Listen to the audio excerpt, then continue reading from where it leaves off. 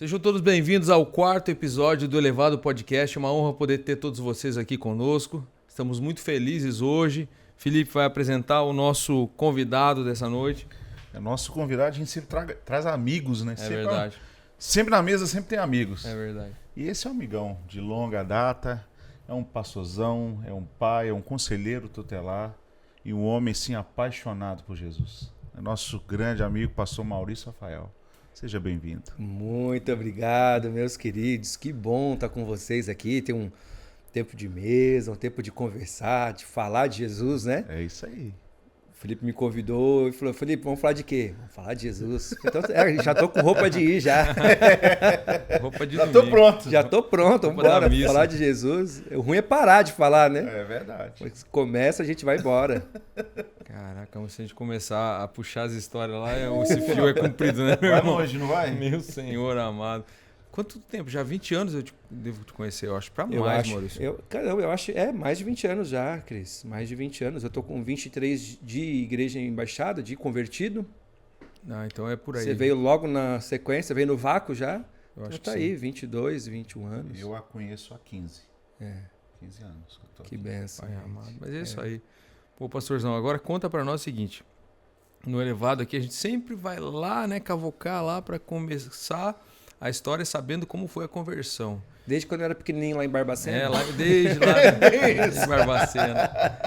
E a pergunta que a gente sempre dá o start pra todo mundo é como foi o seu encontro com Jesus? Como foi, como ele te encontrou, na verdade, né? Sim. Cris, na verdade, assim, foi uma história longa, na verdade. Não foi um encontro, assim, né? Eu lembro de flashes de infância, por exemplo, porque, assim, eu sou de São Paulo, né? Sou filho de um casamento totalmente desestruturado. Meus pais não eram casados. Meu pai era alcoólatra, batia na minha mãe. Minha mãe também, alcoólatra, usuária de entorpecentes. Toda a minha família da macumbaria. Minha avó paterna era mãe de santo, minha avó materna era mãe de santo, meu pai era filho de santo e a minha mãe era cambone dentro do terreiro. O cambone é como um diácono, é alguém que ajuda assim nos trabalhos, né? E essa é a minha origem, eu nasci nessa família, né? Então, o meu pai agredia muito a minha mãe. Então, num determinado momento, minha mãe cansou e falou: deu, vou embora. A família já conhecia, já tinha uma história aqui para o sul, em Balneário Camboriú. Em 77, 78, minha família teve restaurante na Avenida Atlântica. Mas você era São Paulo mesmo? São Paulo, capital. Nascido no Tatuapé, ali, na Vila Formosa, né? A família da minha mãe e a família do meu pai era de Itaquera, Guaianazes. Nossa, meu Deus, a junção, mano.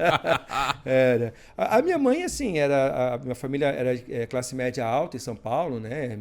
Minha avó, meu avô tinham empresas e tal. E a minha mãe era a ovelha negra da família, arrumou um abençoadinho lá da periferia, né? Que se conheceram dentro do terreiro de Macumba. Então, e aí a minha mãe veio para Balneário Camboriú, assim, fugindo desse relacionamento abusivo, né? Naquele momento. E aí a minha avó veio atrás, porque minha avó era apaixonada no meu irmão mais velho. Meu irmão chegou a morar um tempo com ela, então ela era apaixonada, veio o vô atrás, aí veio mais uns tio e primo atrás. A minha primeira infância, minhas primeiras lembranças da infância, assim, é toda a família junto na mesma casa, primariada, brincando para todo lado, assim, enfim. Mas com essa situação desestruturada, né? Cresci sem um pai, o meu avô foi uma referência masculina para mim, mas ele não era meu pai. Apesar dele ter sido um grande homem na minha vida, no sentido de referência, ele não assumiu esse papel de pai, né? De ser o pai.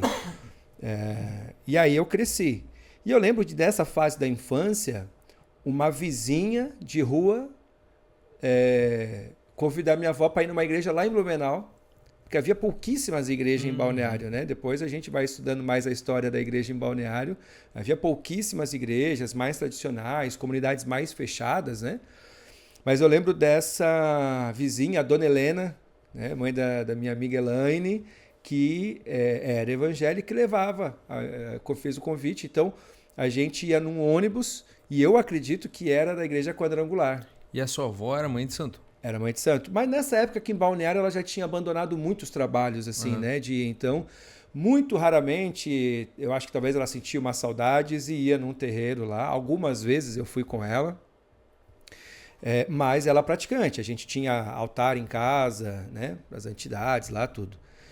E aí essa vizinha nos convidou. E eu tenho a lembrança de estar numa salinha de ministério infantil. Na época eu não sabia o que era, né? Mas hoje eu tenho essa lembrança de estar numa salinha de ministério infantil lá, porque a vizinha convidou minha avó para ir e nós estávamos lá num culto, né? Então eu tenho essa lembrança. Aí eu era um pouco mais velha, com 10 anos de idade. Meu avô tinha banca no Camelô, em Balneário. E quando era atrás do Shopping Atlântico ali, o Camelô. Não sei se vocês são dessa época em Balneário Camboriú. O Camelódromo, ele já foi no calçadão da praia, era de banquinha, daquelas banquinhas de montar e desmontar, então toda noite montava o Camelódromo lá na Atlântica, entre o calçadão e a Praça Tamandaré. Um tempo depois, ele foi ali na Avenida da Lagoa, né, onde tem a Praça da Bíblia hoje e tal. Então ali se tornou banquinhas fixas, mas a minha família tinha banquinha de artesanato. Meu avô tinha banquinha de artesanato, vendia os colarzinhos para as gringas, essas coisas, né? Em Balneário. E eu às vezes ficava ali ajudando ele, principalmente na temporada. E aí eu lembro que teve um dia que tinha um artesão daqueles que chamava pica-pau, né? Que entalha na madeira. E aí ele estava ali expondo, livre, né? Não era um integrante ali da associação, dos artesãos e tal. E ele tava... Eu olhando, ele tava muito chateado, cara. Ele tava querendo apresentar o produto, ninguém nem parava para ver ele. E aí ele começou a oferecer de graça, sabe assim? Naquele dia o cara tá no dia mal, ele tava desesperado. E eu com 10 anos de idade, eu consegui sentir a angústia dele, sabe? E aí ele começou a... Olha aqui, eu tô te dando, pega. E ninguém pegava, cara. E aí eu, como criança, eu comecei a pensar assim, pô, mas se ele oferecer para mim, eu vou pegar, porque eu vou ganhar um presente, né? E ele deitava no chão e as pessoas passavam de largo, assim, não parava para falar com ele, cara. E aí ele me viu, sabe quando fita o olho em você assim? Aí ele veio na minha direção e falou assim, Tó, esse é para você. Eu falei, opa, era o que eu queria. E quando eu peguei, cara, era uma plaquinha escrito Jesus, com uma moldura de nuvenzinha, assim, super bonitinha. Ficou anos no meu quarto. E aquele cara começou a liberar uma palavra sobre a minha vida. Começou a falar, eu não lembro nada do que ele falou, obviamente, mas eu sei que ele começou a falar, mas eu tava achando aquilo muito legal. E aí o meu avô lá de dentro da banca falou, Rafa, vem cá. Ela falou, meu avô tá me chamando ali, cara, mas obrigado e tal. Mas eu tava achando o máximo. Aí eu falo, avô, não, só pra esse chato ir embora aí. Eu falei, mas eu tava gostando, né? Tão bom. Tava tão bom.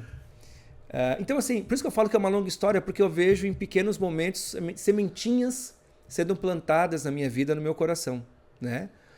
E eu lembro de muitas vezes, os nossos irmãos do Testemunha de Jeová, domingo de manhã, passar lá em casa, bater, e eu abrir, atender os caras. Entra aqui, sentar, vocês estão com sede? Sol, que água? Servia água gelada para eles e ficava ali, cara, conversando de Bíblia, ouvindo eles ensinando. O Rafa sempre muito gente boa. Mas eu gostava daquela conversa. Eu não compactuava, não comungava muito daquela fé naquele momento, porque a minha cultura familiar era outra, né? A minha família sempre misturou muitas estações. Espiritismo, macumbaria, budismo, esoterismo. Tinha uma senhora, quem for de Balneário há mais tempo, ali do bairro das Nações, na Rua Rodésia, tinha uma senhora que ela era ufóloga. Nossa! Que fazia coisa de extraterrestres e tal. E ela tinha pirâmide, aquelas pirâmides que tem cristal em cima que energiza. Você fica parecendo uma pilha Rayovac que recarregava embaixo da pirâmide, assim. A minha família, a gente ficava lá. A minha avó levava nós, a gente ficava deitado na pirâmide lá para recarregar as energias, trocar as energias, as coisas desse tipo. Então a minha família, cara, misturava total as estações assim, sabe? E uma tia minha, a tia Marília, que ficou morando em São Paulo, ela não veio conosco para cá, ela e o meu primo, eles se converteram na Igreja Universal. E aí eles se tornaram os parentes chatos que viraram crente e quer converter todo mundo. Os fanáticos. Os fanáticos, quer converter todo mundo e tal. Mas o que era muito interessante, o marido da minha tia, ele era dependente químico, e assim, por muitos anos a família teve problema com ele, assim, porque eles eram feirantes e eles ganhavam muito dinheiro. A feira, ela te dá o dinheiro do dia. Então, se a feira é boa, né? Você vem todo o dinheiro. Às vezes ele chegava com um saco de dinheiro, porque é tudo trocado, miúdo, e na hora ali não tem muito como fazer caixa, né? Então chegava. Cara, mas pegava o saco de dinheiro e boca. Droga, sabe? Então, por vezes, assim, a família passava dificuldade, mas sendo próspera, né? E eles conheceram a Jesus. E aí o que acontece? Toda vez que eu ia para São Paulo de férias, eu ia para casa do meu pai, mas eu passava na casa da tia porque eu amo. É uma parte da minha família que eu amo. Então eu passava, ficava 3, 4 dias na casa deles ali, e toda vez ela me convencia a ir na igreja com ela. Eu dizia, tia, mas eu não gosto, tia. Meu primo tinha grupo de pagode, ia pro centro de São Paulo para tocar. A gente queria ir pro pagode, pras meninas e coisa, né, meu irmão? E aí a tia, vamos na igreja com a tia? Eu falei, tia, eu não gosto. Não, mas vamos na igreja com a tia. A tia faz sozinha, você me faz companhia. Como é que vai dizer que não, né? Ih, o golpe tá pronto. Golpe puro, né? Falei, tá bom, tia, então vamos. Mas então coloca uma roupa branca, então, que hoje nós vamos. Sempre tinha alguma coisa, né? E, cara, sempre eu achava um saco, cara. Sempre eu achava muito ruim. E porque a Universal, eles fazem um trabalho, né, na época mais, assim, de combate aos pais de santo, a macumbaria. Então tinha muito pastor, ex-pai de santo. E aí os caras, querendo ou não, eles davam aquela criticada no estilo de vida antigo, mas eu ainda vivia aquilo com a minha família, então... Era ruim de ouvir, né? Era ruim de ouvir, entrava meio quadrado, assim, né? Poxa vida, os caras, né? Enfim, quando eu tinha 19 anos, recém-completados, eu fui para lá. Meu primo estava aqui, ele precisava ir de carro, me chamou mais para... Eu nem estava programado para ir, ele me chamou mais para fazer companhia com ele no carro, para não ir sozinho, né? Na estrada, eu falei, viajar de graça, vambora, Partiu. Né? É nóis. E cheguei lá de novo, a minha tia. Tia, vamos na igreja com... Coloca uma roupinha. Filho, vamos na igreja com a tia? Eu falei, tia, não quero, de verdade, tia, não quero. Não, mas vamos lá, vai. E era uma tia mais querida de todas, assim. No meu aniversário, quando ela estava aqui, ela fazia bolo. E ela é uma excelente doceira. Até hoje ela faz cozinha, faz Fica bolo. até constrangido de falar não. Não, Né? não tinha como. Ela é muito querida. Se tu for, tu ganha bolo. Né? Enfim, se for querido com a tia, ela faz bolo, né? Aí, então põe uma roupinha branca. Tá bom, tia. Cara, naquele dia a gente foi... E eu acho que ela já tinha conversado com o pastor antes. Meu sobrinho tá aí, vou trazer ele. Qualquer coisa assim. Porque aí, quando a gente chegou... os pastores da Universal, eles fazem muito atendimento pré e pós-culto, né? Sim. Então tinha 2 cadeiras em cima do altar, minha tia me levou lá, o pastor estava sentado, ela me sentou na outra, cara, eu fiquei um tempão trocando ideia com o pastor, falando da família, falando tudo, e era culto do descarrego. Aí conversei um monte com ele, ele falou, então tá, agora que eu pedi para as pessoas irem orar, vê se vem para orar com você, eu falei, tá bom, pastor. E o pastor foi muito legal, pastor, acho que era pastor Marcos Guerra, o nome dele, se não me engano, pastor muito legal. E aí tava eu e minha tia lá, e o pastor pregando aquela fé da Universal, né, cara? Agitadão e tal. E de repente ele assim, e agora nós vamos orar, e vocês vão passar aqui no corredor, com sal grosso, e o mal vai ter que sair, se coloque de pé. Cara, na hora, começou os berros já no banco. Ela não vai lá! E eu já falei, caramba, velho, olha só. E traz o corpo dela, obreiro e tal. Irmão, uma loucura. Aí eu entrei na filinha, né? Vou aí. Aí a minha tia, eu avancei, a minha tia ficou um pouco para trás na fila, 2 filas, e o pastor colocando a mão na cabeça de todo mundo aqui, ó, pá, pá, e orando, pá, pá, pá, e orando. Quando chegou em mim, ele segurou e foi passando a outra fila até chegar a minha tia para orar nos 2. Ficou parado ali. Não, eu tava aqui e ele ficou em mim. Porque daí aquela coisa, o garoto tava até agora me dizendo que a mãe, e já conhecia a história da minha tia, obviamente, pastor dela, né? A mãe é da macumbaria, o pai é da macumbaria, as avós da macumbaria. Aqui eu vou fazer a festa. Tem. Aqui eu vou fazer a festa hoje. Tem uma galera aí. Opa, aqui, né? Vamos entrevistar e tudo mais. E aí orou com a minha tia e nada, né? Não manifestou nada. Eu acredito que houve um nível de libertação naquele dia, mas não houve manifestação nem nada. E beleza, fomos para casa. E sabe que eu reconheço que naquele dia Deus me tocou de maneira diferente. Aquele dia eu fui tocado. Aquele dia foi diferente dos outros dias, né? Eu acho que naquele dia todas as sementinhas que foram plantadas, né, ao longo da história, porque eu lembro que assim, logo que eu voltei, né, eu volto aqui, mas eu lembro que logo que eu voltei, eu estava andando na rua, um catador de papelão parou para falar de Jesus para mim, cara. Então assim, Jesus, ele foi me colocando num cantinho assim, foi estreitando o caminho até, rapaz, né? Até chegar uma mão, literalmente. Uma mão, literalmente. Então, naquele dia eu fui tocado. E eu fui tocado tanto porque, olha só, na época, a minha mãe, quando ela engravidou de mim, a minha mãe era desenhista, artista, e ela trabalhava com letrista. Naquela época não tinha impressora, plotagem, como tem hoje, né? Para fazer designs. Tinha que ter uma pessoa artística ali para fazer, fachada de loja, placa, faixa. Minha mãe era essa pessoa, trabalhava muito com isso. Mas como ela teria que ir para fazer subir escada, trabalhar com, na época era os latão de zinco, assim, para poder fazer placa e tudo, era um trabalho pesado. Um amigo falou para ela, por que você não faz tatuagem? Ah, o fulano lá desenha muito pior que você e está ganhando dinheiro com isso, você vai se dar bem. Ela vendeu uma Kombi, comprou um equipamento de tatuagem, isso em 1984. Nossa. E começou a tatuar. Aí minha mãe se tornou tatuadora, porque estava grávida de mim, precisava de um ofício mais leve, e isso se tornou a matriz principal de receita de financeira na minha casa. Por anos, a minha mãe nos sustentou fazendo tatuagem, entendeu? E eu nasci e cresci dentro de um estúdio de tatuagem. Quando eu me tornei jovem, foi natural eu me tornar tatuador. Então eu comecei a fazer tatuagem nos amigos, pegar uns bonecos para rabiscar, né? Fazer uns testes lá, começou a dar certo, comecei a fazer tatuagem no estúdio e tal.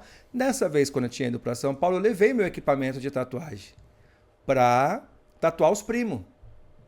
Eu cheguei lá na casa dos primos, tinha uma amiga da prima que estava morando na casa com ela, que a mãe tinha mandado embora de casa por alguma situação. A gente já vê, né, que já estava legal a situação já. Na época eu namorava uma menina que foi pra lá. Quando eu cheguei lá, a menina meio que se interessou. Pô, tô em São Paulo, quem que vai contar pra namorada aqui, né? Que uma menina se interessou. E cara, quando aquela menina investiu, eu recuei. Que estranho. Mas tinha algo diferente em mim. E aí olha que loucura. Eu fui dormir no quarto do meu pai. E a prima, as amigas ficaram de risadinha na janela do quarto do meu pai. Tipo aquele negócio, estamos aqui, né? E eu falei, cara, essas meninas estão chamando, eu vou lá, cara. Mas eu não quero lá, que eu vou fazer coisa errada. Aí meu pai tinha um rádio relógio do lado da cama dele. Eu coloquei na AM, falei, vai ter algum pregador pregando alguma coisa de Deus aqui. Coloquei no rádio AM, deitei e cobri a cabeça. Me segurando, né? Um refúgio. Me segurando para não sair daquele quarto, não fazer coisa errada. Mas naquele momento eu já recorri à palavra de Deus para que ele pudesse me guardar de fazer coisa errada. Ninguém me ensinou a fazer isso, ninguém me disse para fazer isso, mas eu senti uma necessidade de recorrer a Cristo naquele momento, sabe? Então eu vejo que a partir dali começou uma trajetória. Aí quando eu vim para Balneário, a minha tia já frequentava a igreja embaixada onde eu frequento hoje. E aí eu falei, tia, a senhora vai na igreja domingo? Jantar o almoço de família, né? Já vou colocar a roupinha. Almoço de família. A tia, a senhora vai na igreja hoje? Falou, vou. Falei, posso com a senhora? Ué, pode, claro, vamos, né? Que alegria, o peixe caindo, pulando no barco desse jeito. Vamos. Aí, cara, aí fui. Aí como eu fui a alguns cultos com a minha tia lá em São Paulo, na Universal, não fui só naquele, né? Nos dias que eu fui lá, acho que eu fui mais em 1 ou 2 cultos. Gostei, cara. E aí eu falei pra minha namorada na época e pra minha mãe, ó, nós vamos fazer um propósito, um voto, nós vamos 4 domingos no culto pra Deus abençoar. Eu já tava no pique, né? Já tava no pique. Aí fomos 4 cultos como um propósito, um voto. Não sabia o que era um voto, mas eu fiz um voto. Amém, pastor Felipe? E fui. E a minha mãe não conseguiu ir os 4, parou no 3, não conseguiu ir. Né? Eu fui com a menina que eu tava namorando na época. E aí, cara, eu me apaixonei por Jesus, cara. Eu não me considero alguém que estava assim no fundo do poço, não me considero alguém que estava com a vida destruída, muito pelo contrário. Eu era um garoto de 19 anos, tatuador em Balneário Camboriú. Entendeu? Tava bem, né? Tava bem Naturalmente demais. falando, tava bem na fita. Nossa, bem demais. Todo mundo quer ser amigo de tatuador, irmão. Todo mundo quer ver se ganha um rabisquinho no braço de graça ali. Sabe? Às vezes o tatuador também, não tem nada pra fazer aqui, cara. Vamos fazer um traço nesse braço aí. Opa, agora, o que você quer fazer aí, né? E, cara, tava super bem. Mas eu encontrei a Cristo. Cristo me encontrou e eu comecei a viver coisas diferentes que eu não tinha vivido até então. E eu lembro que, assim, eu fui uns 6 meses na igreja. Na embaixada. Na embaixada, na época Vida Nova, né? Mas na embaixada. E eu ia na igreja, era assim, eu ia culto sim, domingo não. que era para não ficar crente. Na Avenida do Estado. No templo da Avenida do É Estado. boa tática essa aí. Era uma boa tática, né? Eu vou domingo sim, domingo não. Nunca não funciona, mas é boa tática. Só que era assim, eu podia ir 2 domingos seguidos, mas eu não podia faltar 2 domingos seguidos. Olha, muita sede, né? Aquela sede, mas o medo de vir, medo de se entregar, medo de virar fanático, né? Aí eu fui uns 6 meses até que me convidaram para um pequeno grupo, né? Porque a gente chamava os pequenos grupos da igreja de célula, né? Aí fui para uma célula. Mas foi interessante porque assim, eu aceitava Jesus no culto.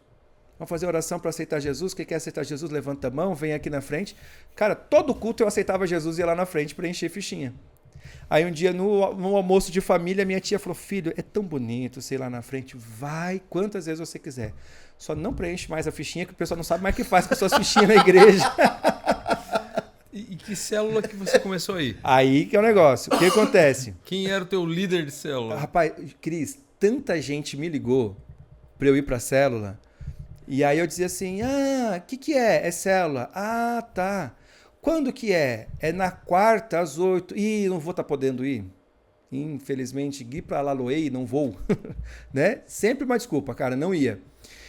Um dia, fui na casa de um amigo de tarde. Quando eu voltei, a minha mãe falou, os meninos vieram aqui, convidaram você para ir na célula, deixaram um papelzinho aí. Eu falei, não vou nesse negócio não.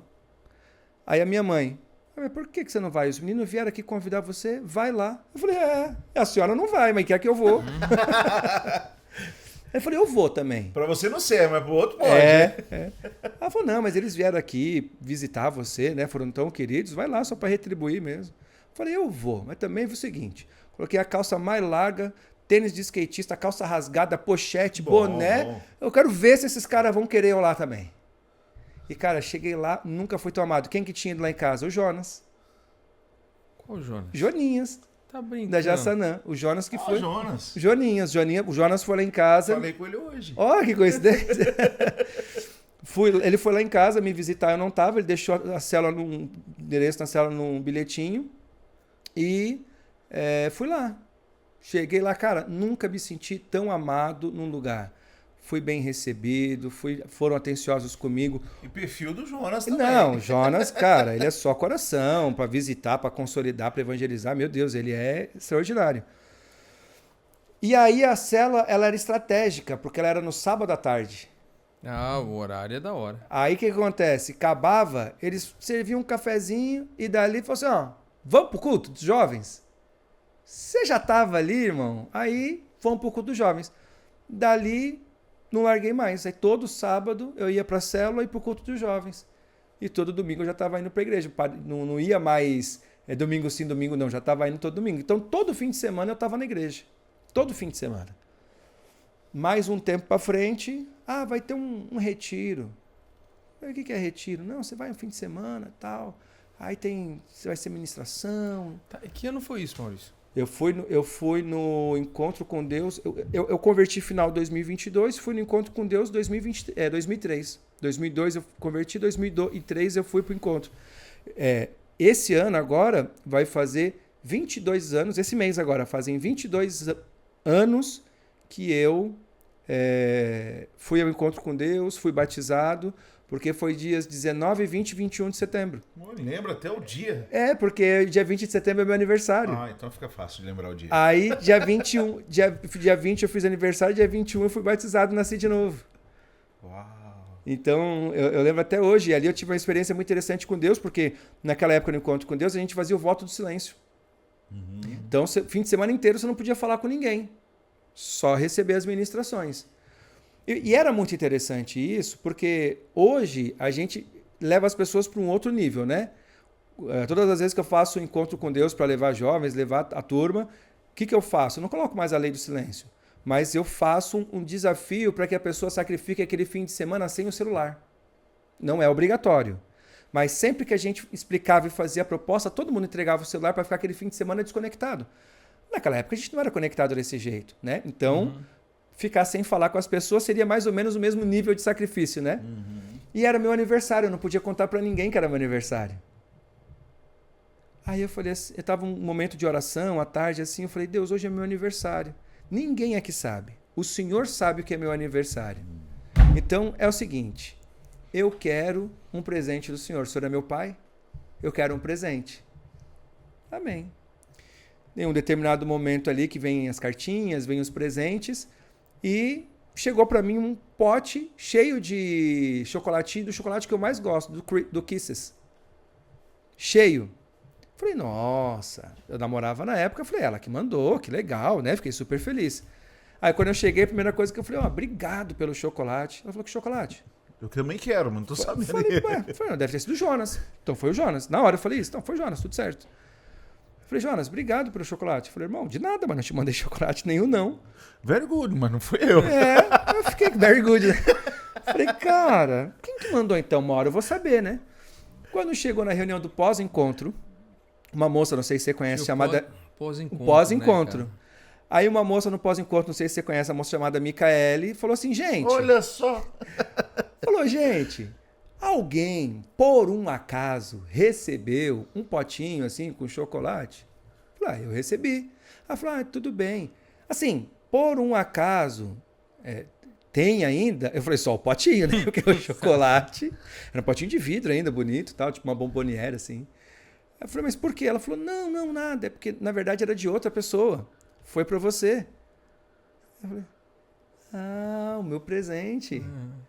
Cara, na hora eu entendi que Deus trabalhou de alguma forma e me deu o presente. A igreja restituiu o irmão que foi lesado, né? Que a igreja tá aí para isso. E Deus me mandou um presente ali, entendeu? Então, tipo assim, aquele dia foi um dia marcante para mim, assim, que eu lembro até hoje, né? O dia que Deus me deu um presente. Foi especial demais.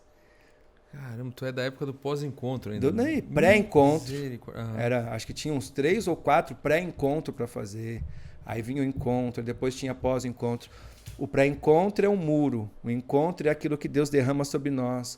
E o pós-encontro é um muro que protege. São 2 muros que protegem aquilo que a gente recebe. Era extraordinário, assim. E aí, cara, eu fui pro GR e eu comecei a ir cada vez mais. Mas você quer saber onde que eu converti? O dia que eu falei, cara, sou crente. Foi num show do John Bala Jones. Eu lembro do nome, John Bala Jones, mas eu não lembro da... Eu não conheço. Eles cantavam a música assim, ei, moleque, onde é que você vai com esse mundo cruel, nesse mundo bandido? Era uma banda de jovens aqui da região, a gente gostava e tal, beleza. E aí uns amigos falaram, Rafa, vamos no show com a gente? Lá no estúdio da minha mãe e tal. Eu falei, cara, eu não vou, não curto e tal. Tava em outra vibe já tava com Jesus, eu tava felizão. Rafa, mas vamos lá, pô, você nunca mais saiu com a gente. Pô, agora que você foi pra igreja, seu pastor não deixa você fazer nada. Eu falei, cara, não tem nada a ver com o pastor, cara. O pastor nem tem nada a ver com a minha vida, mas é eu que não curto mais e tal. Não, mas pô, você faz tempo que você não sai com a gente e tal. Eu falei, tá bom, então vamos aí. Com a turma, né? Vambora. Aí era um show, era ali no Morro do Cristo. Tinha uns barracão ali, eles faziam uns shows ali no Morro do Cristo. Eu lembro que na época minha mãe tinha um Chevette, só que o Chevette não subia o Morro do Cristo, porque ele era um Chevette. E aí quando a gente deixou o Chevette lá embaixo e subiu o Morro do Cristo a pé, mas toda a galera subindo a pé, porque quem não tinha carro velho que não subia, então todo mundo subia junto, né? E aí subimos lá e os caras fazendo show e eu tentando dançar, e eu tentando pular. E eu lembro de ouvir a galera falando assim, aí faz tempo que ele não vem, pô, ele tá felizão, olha lá, tá pulando mais que nunca. Mas na verdade eu tava tentando pegar no tranco uma alegria que eu sentia, cara, todo sábado e todo domingo eu sentia uma alegria tão absurda quando eu tava cantando pra Deus, quando eu tava no culto, e eu queria sentir essa mesma alegria lá. E não rolou, cara, não senti essa alegria. Aí acabou o show, eu lembro que a gente estava descendo ali o Morro do Cristo. Eu falei, cara, esse lugar não é mais para mim, eu não sou mais daqui. Eu não pertenço mais a esse lugar, eu sou de Jesus. E é só Jesus que me satisfaz, é só Jesus que enche meu coração de alegria. E o que eu sentia, estando na presença de Jesus, no louvor e ouvindo a palavra, era como se o meu coração ele fosse explodir de tanta alegria. E era algo que eu nunca tinha sentido. E era uma alegria tão absurda que inundava o meu ser. E assim, as canções que a gente cantava naquela época assim, nos cultos, eram canções elas declaravam essa alegria de eu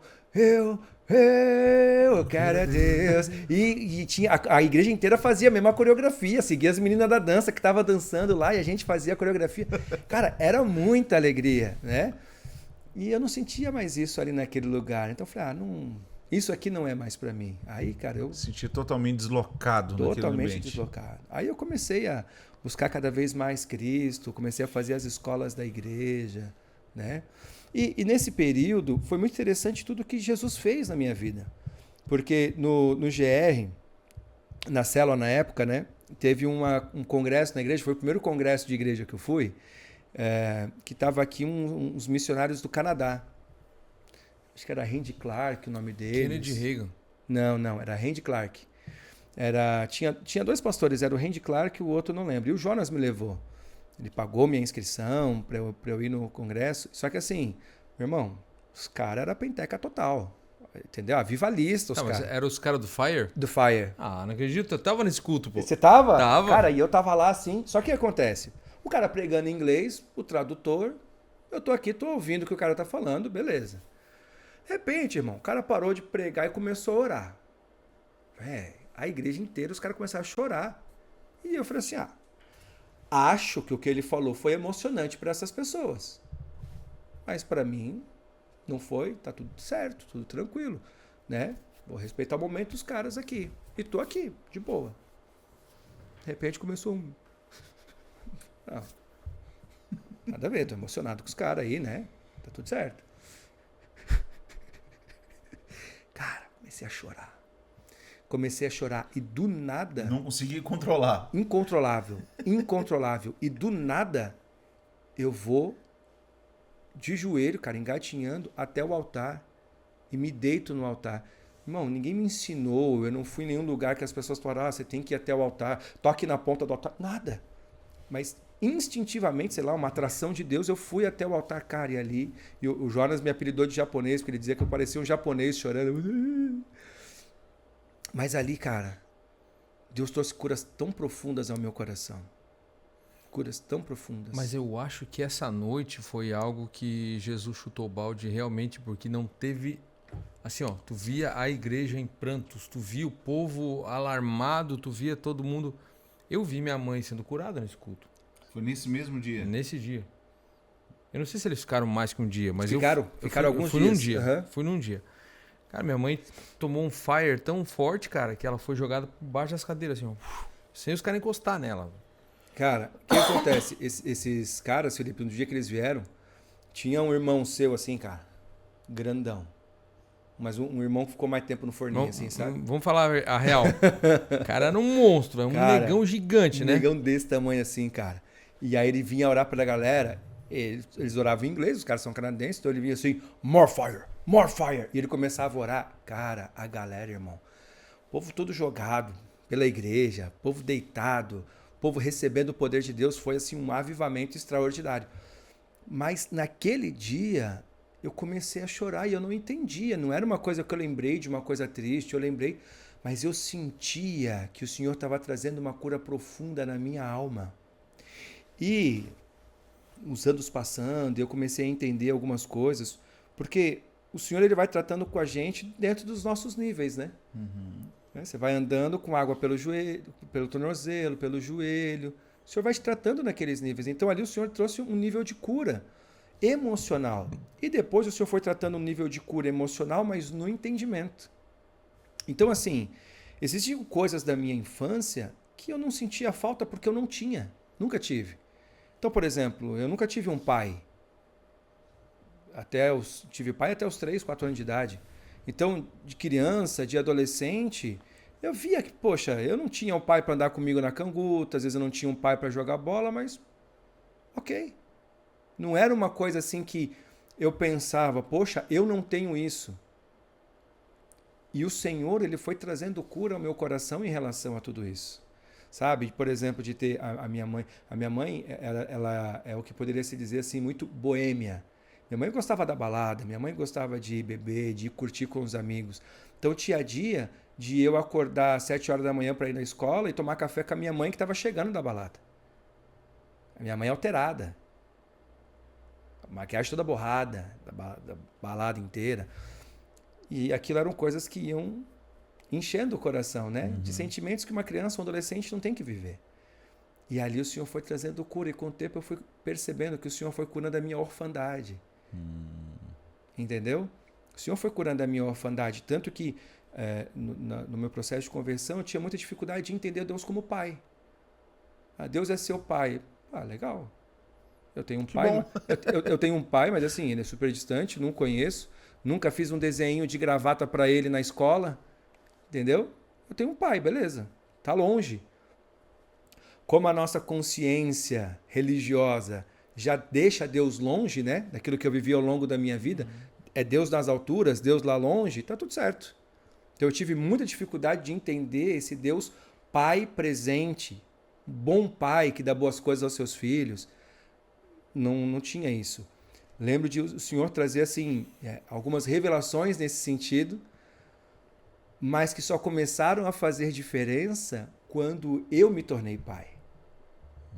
Quando eu me tornei pai, o Senhor começou a me mostrar muitas coisas da paternidade dele. Então esse período inicial da conversão, ele era uma cura, cura pela cura. Não era uma cura consciente do que eu precisava, eu nem sabia que eu precisava de cura. Então, assim, foram momentos... Não tinha essa consciência ainda. Não. Era mais ou menos como aquela música que diz assim, a gente era feliz e não sabia. Só que no meu caso eu era triste e não sabia. E aí, quando você para e olha para trás e começa a perceber, existiam alguns momentos dessa consciência de que, cara, tá faltando alguma coisa. Eu lembro de eu chorar na casa de amiguinhos ali da rua, e começar a chorar do nada. E as amigas, as irmãs mais velhas, a mãe do amiguinho, falaram assim, mas por que você está chorando? Com saudade do meu pai. E aí o Senhor nos lembra dessas coisas depois, né? Então, assim, o Senhor ainda foi curando a minha orfandade. E aí eu consigo perceber depois o que Deus faz, né? Que Deus ele usa as coisas loucas do mundo, as coisas que não são para confundir as que são. E aí depois o meu ministério ele vai se dirigindo todo para cuidar de filhos. Né? Para cuidar de adolescentes, de iniciar o ministério de adolescentes da minha igreja, que né, até hoje é um ministério fortíssimo da nossa igreja, Adolescentes em Rede. Mas um cara que não teve pai estava sendo usado por Deus para curar a orfandade daqueles adolescentes. Porque a grande maioria, a geração que a gente vive hoje, adolescentes, são órfãos de pais vivos, né?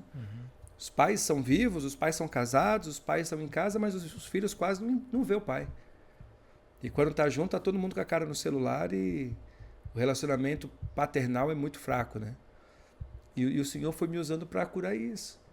Mas recentemente o Senhor tem me usado dentro do conselho tutelar para, de alguma forma, trazer, encaminhar famílias para um nível de restauração. Alguns dentro do funcionalismo público, mas alguns apresentando a Cristo, né?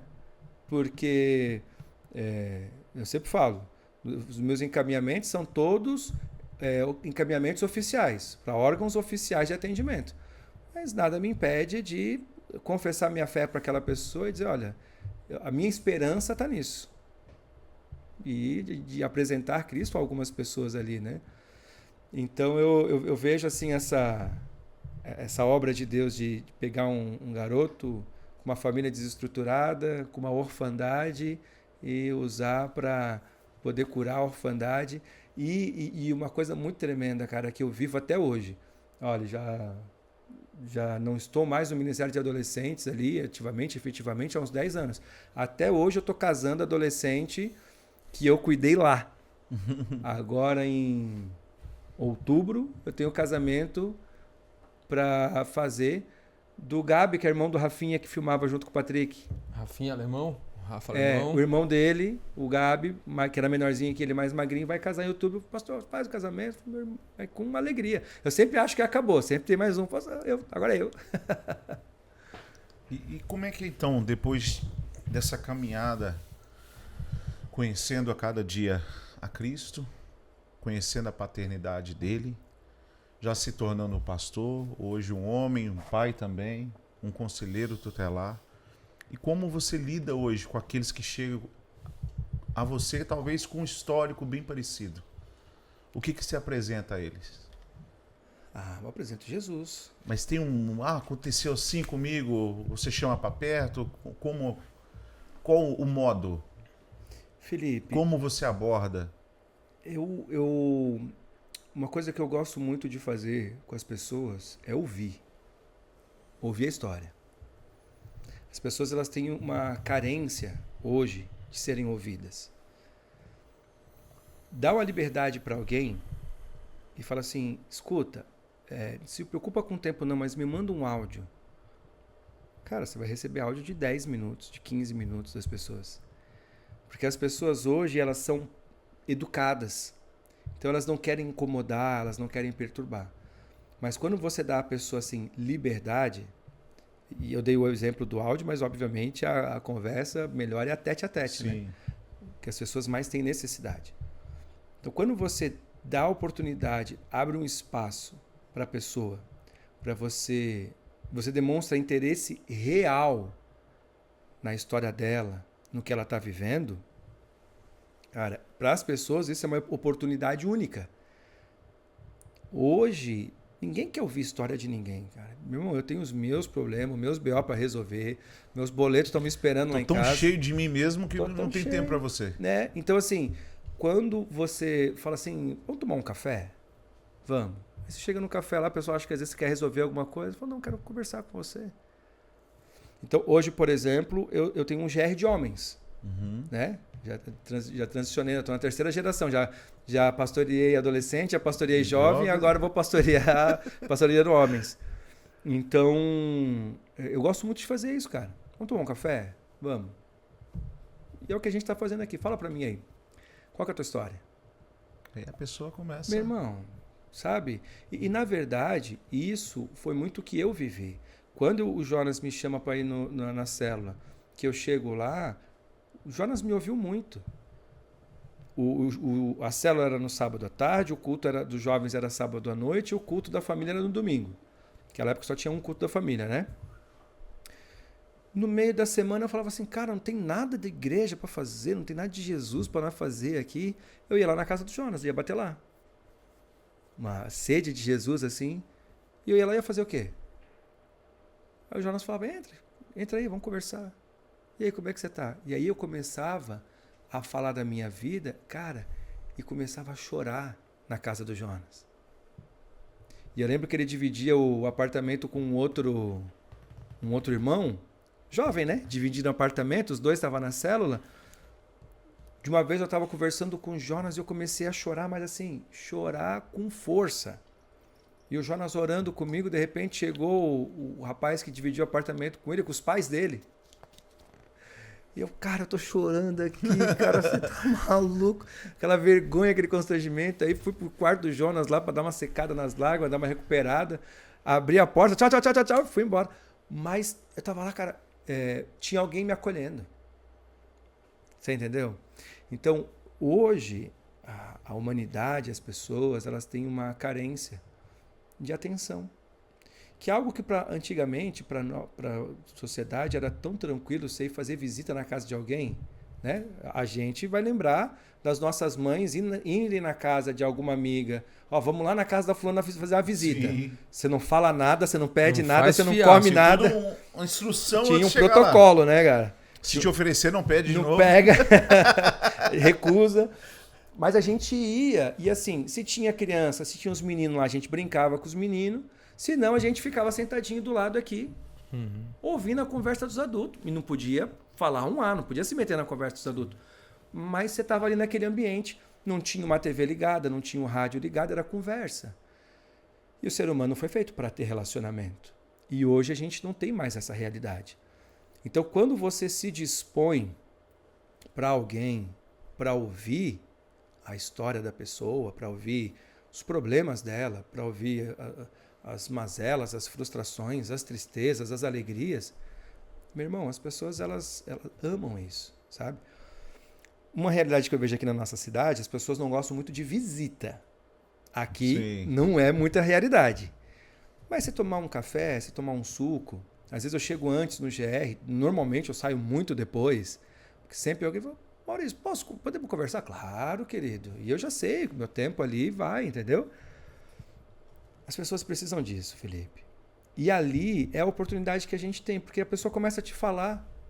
E ela fala coisas que a gente sabe que para Deus aquilo é tão simples. Para Deus é tão tranquilo, né? E você dá uma palavra. Ontem eu estava conversando com um rapaz, no meu GR toda terça. Ontem eu estava conversando com um rapaz, e aí ele me falando uma situação que ele estava vivendo. E aí eu falei para ele assim, sabia que você pode pedir isso para Deus? Aí ele me olhou assim, eu falei, sim.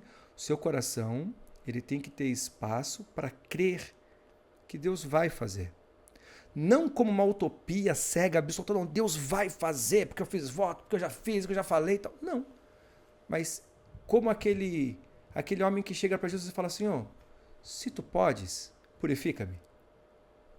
E eu falei, você pode ter essa esperança. Aí ele me olhou com uma cara tipo, sério? E eu falei assim, sabe por que as pessoas não pedem a Deus? Por 2 motivos. Primeiro, porque a nossa consciência de impossível nos impede. Isso é impossível, nem vou incomodar Deus com isso. Mas lembra que para Deus, nada é impossível. E o segundo, porque a gente começa a entender que eu não vou gerar uma expectativa de que Deus vai fazer e se Deus não fizer eu vou me frustrar. Aí isso também nos impede de pedir algo a Deus. Eu falei, então vença isso e deposita esperança no Senhor de que se Ele quiser, se Ele puder, Ele vai fazer. Então deixa esse espaço do teu coração aberto para crer. Cara, e depois do GR, eu compartilhei uma palavra muito especial no GR. Depois do GR, ele me deu uma palavra, um abraço. Ele apontou para o banquinho que a gente estava conversando e falou, obrigado por essa palavra. Não foi a palavra do GR, foi aquela palavra do 15 minutos antes do GR. Sabe? Mas por quê? Porque ele me contou a história. Dentro da história que ele me contou, cara, falei algo tão simples para ele. É simples o que eu acabei de falar aqui. Mas é simples para nós que vivemos com Cristo. Para quem não vive essa realidade... E aí a gente consegue perceber o sentimento de Jesus quando a Bíblia fala que Jesus se compadeceu daquele povo porque eram como ovelhas que não têm pastor. Uma ovelha que não tem pastor, ela tem sede, ela tem fome, ela está cansada com muita lã, porque não tem ninguém para cuidar dela. A ovelha que tem pastor, ela é bem alimentada, ela é conduzida aos mananciais, o pastor está sempre tosando a lã, então ela está sempre leve, ela está protegida, ela não é ferida pelos predadores, porque o pastor está sempre cuidando. Então as pessoas, elas não precisam de muito, sabe? As pessoas não precisam de muito, elas não exigem muito. Mas as pessoas, um pouco de atenção que a gente dá para elas, meu irmão. E hoje é uma matéria-prima cara, o tempo. Né? Porque hoje a gente ouve um áudio, a pessoa te manda um áudio e as pessoas ouvem 2 vezes. Porque o áudio está muito longo. Não, às vezes é um áudio de 50 segundos. A gente não tem 50 segundos para ouvir algo que uma pessoa está falando. Não digo algo que seja do trabalho, que você precisa resolver, mas às vezes algo que a pessoa está abrindo o coração para você. Sabe? Às vezes eu ligo. A pessoa manda o áudio e fala, posso chamar? Vamos fazer uma chamada de vídeo? Não dá para encontrar naquele momento? Cara, você vai investir na vida daquela pessoa, às vezes, 10 minutos. É uma chave que vai mudar totalmente. 10 minutos. 10 minutos que você der para alguém, seja numa chamada de vídeo, seja tomando um café, que seja meia hora, às vezes impede a pessoa de fazer tanta coisa errada na vida dela. Sabe? Tem gente que morre porque não tem alguém para dar 10 minutos. É verdade. Você entendeu? A pessoa queria 10 minutos para desabafar, tirar o peso que está aqui. O mundo está mudando tanto que já não tem mais paciência, né? A paciência já foi embora e começa o quê? A tolerância, e isso é um problemão. Por isso que Jesus nos ensina, ele fala assim, suportai-vos uns aos outros. Esse suportai-vos não é assim, cara, tem que suportar o Felipe, porque ele é chato. Diferente. Não, tem que suportar ele, que ele é chato, mas eu tenho que suportar. Jesus falou que eu tenho que amar e suportar. Não, suportar ajuda o teu irmão a sustentar o peso dele. É seu suporte necessário. Seu suporte. né? Então, assim, a gente precisa, quanto cristãos, quanto igreja, a gente precisa se voltar mais para essas palavras, sabe? O suportai-vos. Ajuda o teu irmão a suportar o peso dele, que às vezes é muito forte. Se a gente parar para pensar, o próprio Cristo precisou de ajuda com o peso dele. Simão Cirineu teve que ajudar Jesus. Jesus não deu conta. Irmão, Jesus não deu conta sozinho. Quem somos nós para dar conta sozinho? Não suporta. Quem somos nós para dar conta sozinho? Então, assim, duas vias. Nós precisamos aprender a pedir ajuda, porque nós não vamos suportar sozinho. E temos que aprender a ser a ajuda de quem não está aguentando mais sozinho. Se a gente tivesse combinado, cara, quando eu estiver precisando, posso te chamar? Claro. E eu vou te ajudar. Mas quando eu estiver precisando, eu vou te ajudar. Então a gente precisa ter essas... Isso é um tesouro, cara. Isso é um tesouro, você ter essa pessoa na sua vida, né? Hoje o meu irmão Caio, o pastor Caio, que é pastor da nossa igreja lá em Itapema, cara, é direto. Caião, tô precisando de 5 minutos aí, velho. Cola aqui, vem cá. Rafa, preciso de 5 minutos. Vem cá, conversar, senta aqui. E conta, cara. Chora, ora, dá risada, sabe? Não é pra murmurar, é pra reclamar. Às vezes eu quero reclamar, Felipe. Tá difícil, cara. Eu não sou de ferro, não sou super-homem. Então, às vezes eu quero dizer, meu irmão, não tô dando conta. Tá difícil, é muita pressão. Só que se eu falar pra pessoa errada, é murmuração. Você entendeu? Agora, se eu tiver com um amigo que tá ali pra... Eu posso abrir o meu coração. Para ser o suporte. Para ser o suporte, que eu posso abrir o meu coração, que eu posso falar sem medo de estar pecando.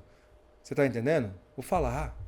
Tá difícil, cara. O trabalho, o peso da responsabilidade, da hombridade, da família, disso, daquilo. Falei, meu irmão, obrigado. Ora comigo, vem cá. Ó, tá na benção. Toma um café agora? Toma um café. Show de bola, meu irmão. Sabe? É 15 minutos. Tem que ter um tempinho pro confessionário. É. E você sabe, Felipe, que isso... E, cara, isso é tremendo, Felipe. A gente brinca, mas assim, ó, isso é tremendo. Essa questão do confessionário.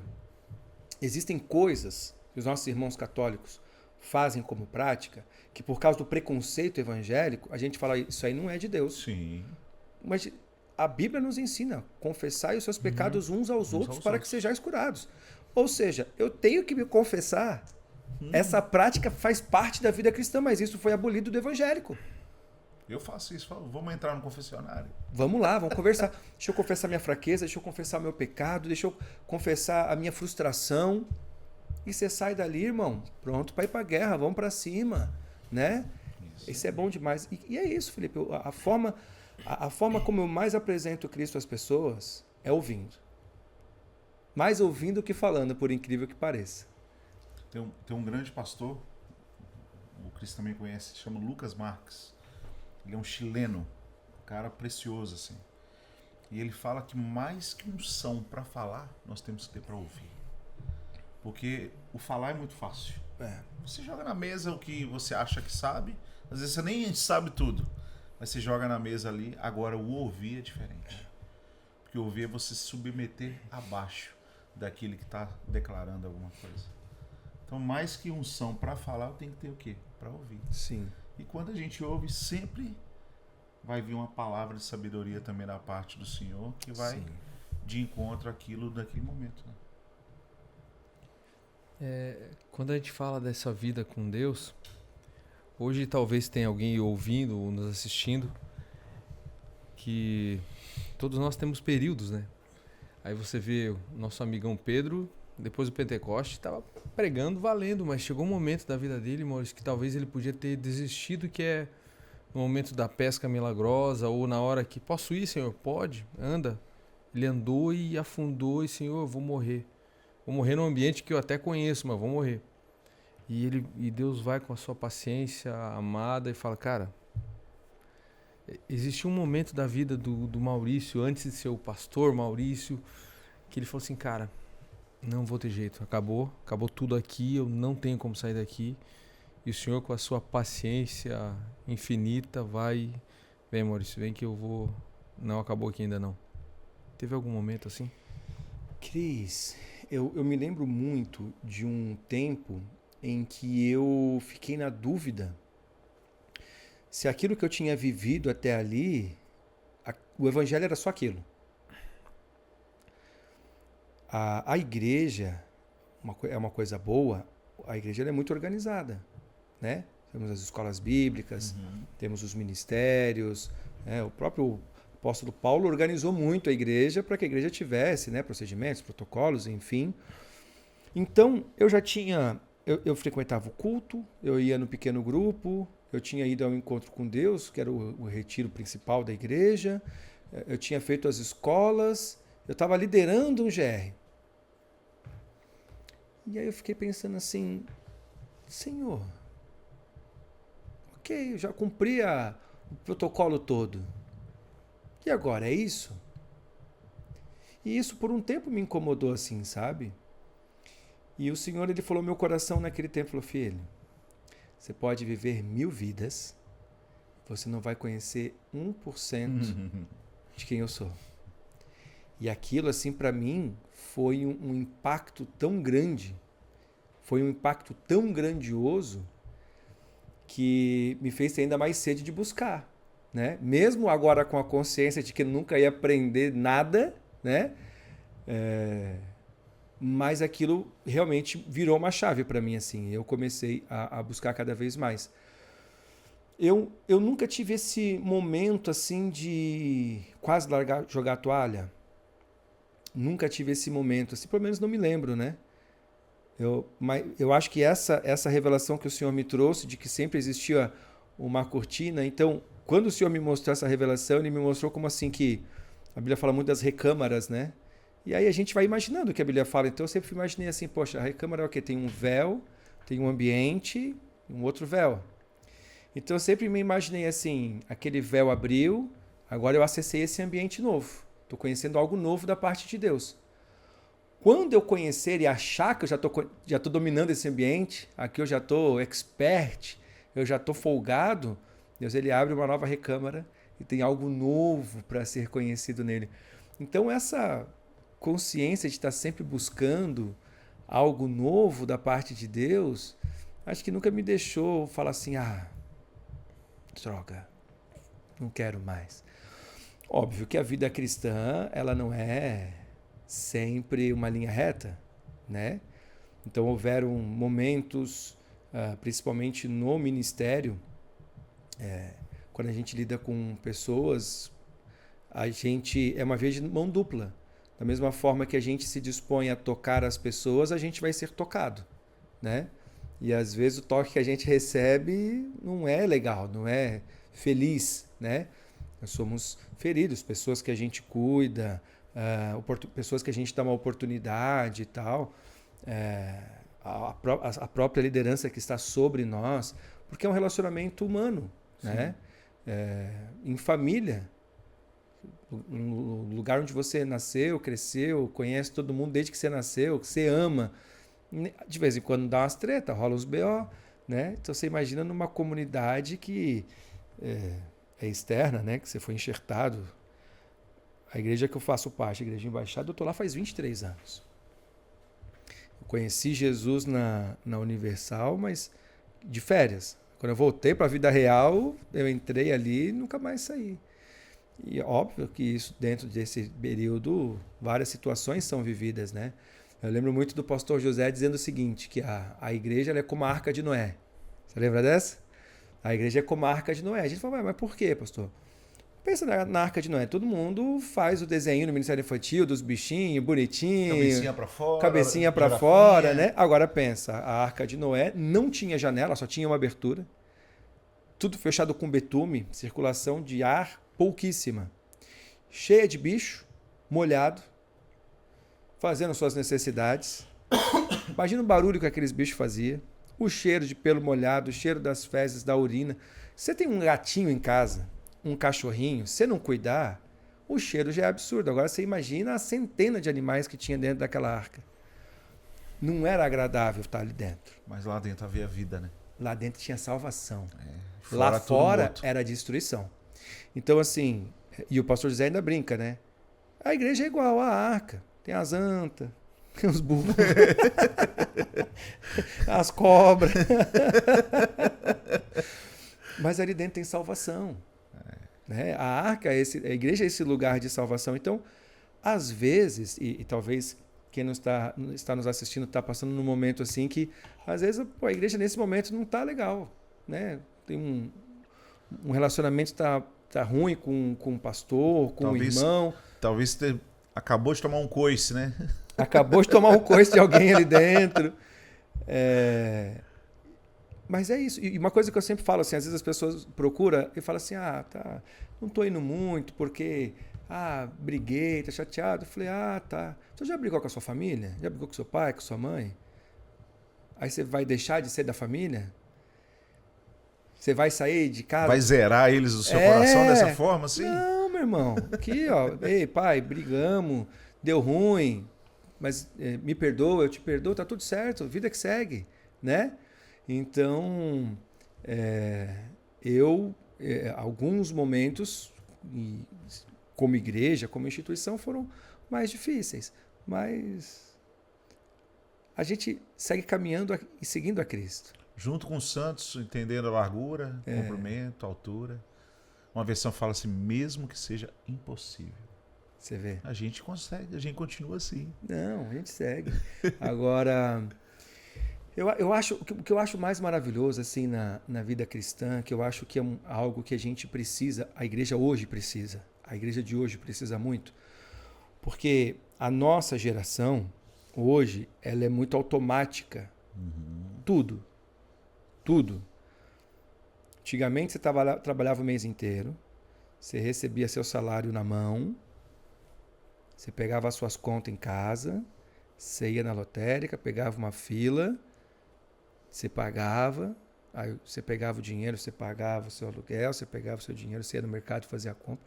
Ou seja, o seu dinheiro, né? Você ia para todo lado trabalhar ele. Hoje a gente recebe, tá tudo em débito em conta, pra você não esquecer de pagar nada. O que você precisa pagar, você vai aqui, você paga. E às vezes você vai, estou sem tempo para fazer compra. Você entra no aplicativo do mercado, no iFood ali, você faz a compra, já entrega em casa. Então é tudo muito na mão. Você precisa conversar com quem? Está aqui. Você está a 2 cliques de uma pessoa. E não deu certo, você deleta. Não gostou, você para de seguir. Então é tudo muito assim. E às vezes as pessoas elas querem trazer essa praticidade para a vida cristã. Sabe? Tô insatisfeito, não tô gostando não. Vou parar de seguir, vou parar de fazer. Hoje as pessoas, uma coisa que eu penso muito, hoje em dia as pessoas não consertam mais nada. As coisas são muito baratas hoje em dia, né? Você pega um ventilador. Quando a gente chegou em Balneário Camboriú... Praticamente descartável, né? É tudo descartável. Quando a gente chegou em Balneário Camboriú, lá na década de 90, tinha um amigo da minha mãe, que ele era tatuador também, mas ele tinha um outro ofício. Ele consertava chuveiro elétrico. Ele tinha uma empresa só para consertar chuveiro elétrico. O chuveiro naquela época era de metal. É verdade. Era caro. Brilhava, né? Era caro. É verdade. Então tinha uma pessoa para consertar chuveiro elétrico. Era choque garantido. Hoje em dia, você vai lá, você compra o chuveiro. Se queimar a resistência, você troca. Se queimou, tá ruim, tá fraco, você vai lá, você compra um novo. Compra novo. Você vai se preocupar de mandar para manutenção. Então nós não temos muito esse hábito de consertar coisas que estragam. Então quando a nossa vida cristã, com Deus, a vida de comunidade da fé, se estraga, a gente não tem muita disposição para esperar aquilo arrumar. A gente quer imediatamente. Imediato. Não estou gostando. É ali. É lá, sabe? E a gente precisa, a nossa geração, ela precisa da longanimidade, sabe? De esperar para perdoar, para ajustar, para consertar. Cara, deu ruim com alguém no relacionamento, nós somos seres humanos, não estamos isentos de falhas. Eu vou falhar, você vai falhar com alguém, com a sua esposa, com o seu pastor, com o seu irmão, com o seu filho. A gente tem que ter a disposição de parar e consertar o relacionamento. Se a gente levar para o lado dos casamentos hoje em dia, por que existe um índice tão grande, tão alto de divórcio? Porque as pessoas não têm disposição para consertar uma coisa que elas acham que está quebrada. Por que as pessoas abandonam a Cristo? Por que as pessoas saem da igreja? Porque elas não têm disposição de consertar algo que está quebrado. Às vezes você conversa com alguém, não conversa mais com aquela pessoa não. Não, cortei relação. Por quê? O que aconteceu? Não sei o quê. Senta, irmão. Chama ali. Fala para a pessoa, você fez isso que eu não gostei. 90% de quem está nos ouvindo e está vivendo uma situação assim vai se surpreender quando a outra pessoa disser: meu irmão, Deus o livre, jamais, nunca foi isso que eu queria fazer para você. Se eu falei, te ofendeu, me perdoa. Jamais foi nesse sentido que eu falei. Foi um mal entendido. Foi um mal entendido. Ou às vezes falei. Ou às vezes falhei. E me retrato. Maravilha. Consertou. É isso que a gente precisa hoje, sabe? Ter disposição para consertar. Mas isso vai de novo, a gente volta no assunto de valorizar o outro. Por que a gente dispõe a ouvir alguém? Porque a gente valoriza aquela pessoa. Por que eu vou me dispor a sentar para mexer numa situação ruim que está, para consertar o relacionamento com alguém? Porque eu valorizo o outro. O Paulo Vieira, que é um cara que me influencia muito, ele fala que 90% dos nossos problemas são problemas de soberba. Porque não tenho tempo para ouvir pessoa não. Não tem? Mas e se for um influenciador que você admira? Consegue tempo. Você consegue tempo para ouvir? Então você tem tempo para ouvir a pessoa, que você não valoriza essa pessoa o suficiente porque você se acha maior que ela, aí você não para ouvir. Eu não quero consertar esse relacionamento, não, já corta a relação aqui. Mas e se fosse uma pessoa que ela pode agregar algo a você, que ela pode te retribuir de alguma forma, te recompensar de alguma maneira, você conserta? Não, conserta, né? Porque você acha que o outro não vale o suficiente para você consertar aquilo. Então, o valorizar o outro é um ato de humildade. Por isso que Jesus fala assim, considere o outro maior do que você. Quando você considera o outro maior do que você não tem problema de dar tempo para aquela pessoa. Não, ele é muito importante. Na verdade, você vai ter prazer. Né? Você vai ter prazer. Você não tem problema de buscar uma maneira de restituir o relacionamento com aquela pessoa. Porque ele é maior do que você. Mas a soberba nos impede de ver o outro dessa forma. Não. Quem sou eu, rapaz? Esse cara não sabe com quem que ele mexeu. Quem está perdendo é ele. Né? A nossa geração tem muitas falas assim. Eu acho que as redes sociais... Eu sempre brinco que tem a filosofia de Facebook, né? Acho que isso é coisa de velho, porque hoje em dia já é o TikTok, já é outras redes sociais, né? Mas tem muito essa filosofia das redes sociais de que você precisa valorizar mais a você mesmo. Né? Trazendo o tesouro para o eu. Mas se a gente... Porque assim, cansei. Agora eu vou pensar mais em mim. A pessoa tem um surto assim, de egoísmo, mas parece que isso é bom. Parece que aquela fala ela é libertadora. Parece que aquela fala, ela falou, não, agora cansei de pensar nos outros. Os outros só pisaram em mim, agora eu vou pensar em mim um pouco. Cara, que bom pensar em você, tá tudo certo. Amar o próximo como você ama você mesmo, então pensar em você é importante. Mas você não vê a pessoa tomando um surto assim de, não, deu. Vou parar de pensar em mim, vou pensar mais nos outros. Esse surto você não vê acontecendo. Né? Então, eu vejo que é mais essa questão de valorizar a outra pessoa, assim. É o amor, cara. É amar. Uma vez o Jonas perguntou para mim, qual que você acha que é o seu dom? Tem gente que tem o dom de profecia, tem gente que tem o dom de interpretação, sabedoria. Cara, eu acredito muito que o meu dom é o amor. O dom é o amor, sabe? De poder ouvir, de poder amar, de poder atender, de tentar fazer o possível, o esforço máximo para ajudar aquela pessoa, entendendo que eu não sou eu que supre. Se não estiver fora do meu alcance, eu vou até onde meu braço alcança, o que não alcançar, irmão, vamos orar, que Deus vai fazer o milagre, amém? Mas eu acho que é isso, cara, eu acho que a gente tem que amar mais. E isso é um mandamento, né? Esse é o mandamento, É o segundo mandamento semelhante ao primeiro. Tem um pastor amigo meu, da Mevan, que hoje está lá em Goiânia, o Felipe Vilela. Sim. Felipe fala assim que Deus escolheu ser amado no próximo. Pô, interessante. É legal essa frase, né? Faz muitos anos que ele falou, eu sempre guardo comigo. Deus escolheu ser amado no próximo. Então, tudo que eu faço por Muito um legal. irmão meu, Deus está recebendo. Pode ter certeza. Aquele amor, Deus está recebendo. Mesmo que aquela pessoa que você está dedicando o seu tempo, o seu amor, não valorize o tanto que você está entregando para ela, não tem problema. Deus está recebendo aquele amor. Amém. Aleluia. Papo bom, vai, A meu gente Deus. tem que marcar mais papo assim, né? Mas a gente sempre faz uma pergunta aqui para todos os nossos convidados aqui. Ai, ai, ai. Não, essa é fácil. O nome do nosso podcast é Elevado. A gente não vai contar essa história de novo, porque já gastamos ela. Mas a gente crê que o Senhor deseja nos levar a esse lugar elevado, né, Maurício? Então, qual seria, não dica, mas o que você falaria para as pessoas que estão nos ouvindo hoje? O que seria esse lugar elevado para o Maurício? O que seria esse lugar acima das circunstâncias? O que o Maurício poderia falar para que os meus irmãos pudessem chegar a esse lugar? Cara, Jeremias fala assim, ó. Eu é que sei os pensamentos que eu tenho a teu respeito. Pensamentos de paz para te dar o futuro que você espera. Uma das versões vai falar isso. E esse texto, ele é um texto-chave na minha vida, porque me fala muito comigo. O futuro que você espera. Olha o nível da esperança que o Senhor coloca no nosso coração.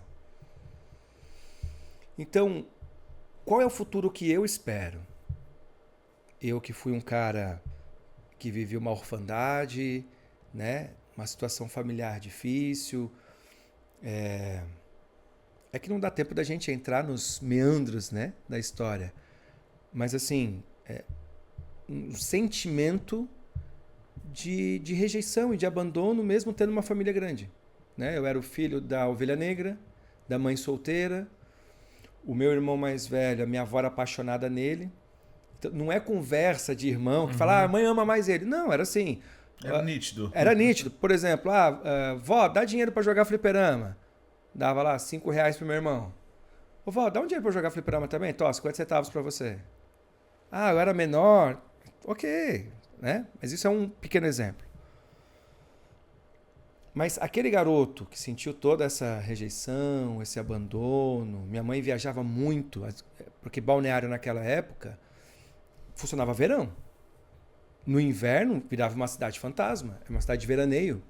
Então no inverno teve anos que minha mãe foi para o Ceará para trabalhar, para mandar dinheiro para casa. Viajava muito. Tinha anos que ela ia para Argentina para trabalhar, para mandar dinheiro para casa. Quando ela estava no Brasil, eles faziam muito feira. Feira da uva, feira da cebola, e arrumava alguma coisa para vender. Então, no verão, minha mãe trabalhava muito. Quando não trabalhava, estava na boemia. Então, eu tinha pouco contato com ela. Quando era inverno, ela estava viajando para trazer o sustento para casa. Então, eu via pouco a minha mãe, ficava mais ali com os meus avós mesmo.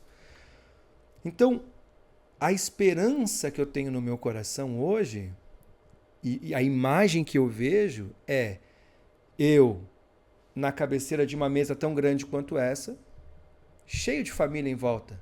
Eu tenho um filho apenas. O Senhor não aprove ao Senhor mandar mais. Por mim, eu teria uns 4. Né? Mas eu vejo assim, e tento gerar isso no meu filho, em nome de Jesus, Deus vai gerar esse desejo no coração dele ter uns 3, 4, que daí, né? A gente vai estar ali dando suporte. E aí eu vejo lá, minha casa com meu filho, minha nora, a netaiada, quem sabe os netos já grandes com as suas esposas e os meus bisnetos. E eu ali com aquela mesa cheia de família, sabe? Para mim isso é um lugar próspero. Um lugar onde você tem a sua família perto de você, todos felizes, com as necessidades supridas e todo mundo vivendo debaixo da graça de Deus, todo mundo servindo ao Senhor, todo mundo feliz com Jesus, né? Então, eu acho que esse lugar elevado, Cris, ele é um lugar onde você tem esperança no Senhor e aonde você se submete a aprender de Deus para que Ele te conduza a esse caminho de esperança, a esse caminho de paz, a esse caminho que Ele tem para nós. Porque eu creio que os sonhos que Deus gerou no nosso coração são um sinal de aonde Deus quer nos levar. Deus fala através da linguagem dos sonhos. Acredito que a gente sonhe o sonho do sono com algumas coisas que Deus quer nos mostrar. Já tive essas experiências. Mas eu também creio que Deus gera em nosso coração sonhos que é um apontamento. Filho, eu quero te levar aqui. Isso está alinhado com a palavra, isso está alinhado com a vontade do Senhor, isso é bom, é agradável. É um ótimo sinal de onde o Senhor quer te levar. Como a gente vai? A gente vai dentro dos ensinamentos de Jesus. Eu aprendi o seguinte: existem duas formas de nós nos relacionarmos com Jesus. Através da pessoa de Jesus, que é onde a gente recebe salvação, pela graça. Glória a Deus. Está todo mundo na grande festa, nas bodas do Cordeiro, vamos viver eternamente na presença do Senhor, Ele será o nosso sol, nós vamos precisar de outro. O relacionamento com a pessoa de Jesus, crendo no seu sacrifício, nos dá acesso a isso. Maravilha. E nós também podemos nos relacionar com os princípios que Jesus nos ensina. E aí esses princípios, eles nos levam a esse lugar de viver as promessas de Deus. Quem quer viver a promessa, precisa aplicar o princípio. Então, quando a gente começa a buscar a Deus, aprender os seus princípios, seus mandamentos, porque os mandamentos de Deus, muitas pessoas entendem, principalmente antes de chegar a Cristo, que eles são um livro de regras. Os mandamentos são livro de regras. Eu vejo totalmente diferente. Eu vejo os mandamentos como um mapa que nos leva a acessar tesouros que estão escondidos. A palavra diz que o Senhor vai nos revelar os tesouros escondidos. E a palavra, os mandamentos nos levam a isso. Por quê? Porque eles nos revelam onde estão os perigos que vão nos aprisionar e nos revelam onde estão os caminhos que nos conduzem a esse lugar de salvação, de prosperidade, de paz, de amor, de alegria. Então, para alcançar esse lugar elevado que o Senhor tem reservado para nós, a gente precisa cumprir o mandamento ou a instrução que diz assim: vinde a mim todos os que estáis cansados e sobrecarregados. E eu acho tremendo nesse texto que ele diz todos, ele não fala os novos. Muita gente usa esse texto muitas vezes para falar do chamamento para aqueles que estão longe, os perdidos, mas ele não falou os perdidos vinde a mim, ele falou todos. E eu sempre digo que se nós nos sentimos cansados e sobrecarregados é porque estamos indo pouco a Jesus, porque ele convida a todos. Mas ele diz algo: e aprendei de mim, que sou manso. Então, quando a gente se submete em aprender com Jesus, ele vai nos mostrar um caminho excelente para chegar nesse lugar elevado. Amém. Amém. Maurício, ficamos felizes demais de te receber aqui. Que essa conversa a gente vai ter que continuar ela no próximo episódio. Mas sempre que vocês quiserem, eu vou estar à disposição. Como falei no começo, o Felipe me chamou, vem falar de Jesus. Eu falei, agora, não tem coisa melhor. Difícil é parar. Eu sei que vocês têm horário, mas se vocês perguntar mais coisa, eu estou aqui, nós vamos embora. Acaba o cartão. Mas, cara, que felicidade poder te receber aqui. A gente fica super honrado em poder ter essa aliança que não é simplesmente de uma amizade, é algo que o Senhor nos entregou há muitos anos. Sim. E é algo que é muito legal, que independente do tempo que passe, ela sempre vai permanecer, porque está aliançada em algo maior do que nós mesmos, né? A gente pode até estar distante fisicamente há muito tempo, mas no espírito a gente está sempre junto, né? E é interessante que fazia tempo que a gente não se via, mas quando se vê parece que a gente conversou Nunca ontem. deixou o anúncio, né? O assunto, a conversa, parece que só está continuando. Muito né? massa, cara. É uma benção mesmo, gente. Eu fiquei muito feliz de receber o convite de vocês, de poder estar aqui sempre que quiserem. Tipo assim, faltou pauta, não tem ninguém para vir, me chama, eu venho aqui. Bora, bater papo é com a gente. Boa. Fiquei muito grato, assim. É uma referência, um grande amigo.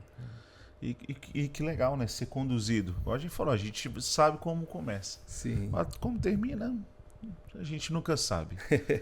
Então, muito obrigado mesmo. Que isso. Muito especial, Eu noite agradeço. gloriosa. Fiquei feliz demais. E espero que as sementinhas que foram plantadas aqui, assim como eu lá ao longo da minha infância, pequenas sementinhas sendo plantadas, venha germinar no coração de alguém. E a ideia é exatamente essa, pastor, que como um dia cada um de nós foi inspirado por ele, as pessoas que daqui a pouco vão ver também vai ser inspirado. Amém. Isso aqui nós não somos contadores de histórias apenas. Nós somos testemunhas Amém. É isso. de algo que aconteceu. É isso. Então, eu convido o pessoal de casa.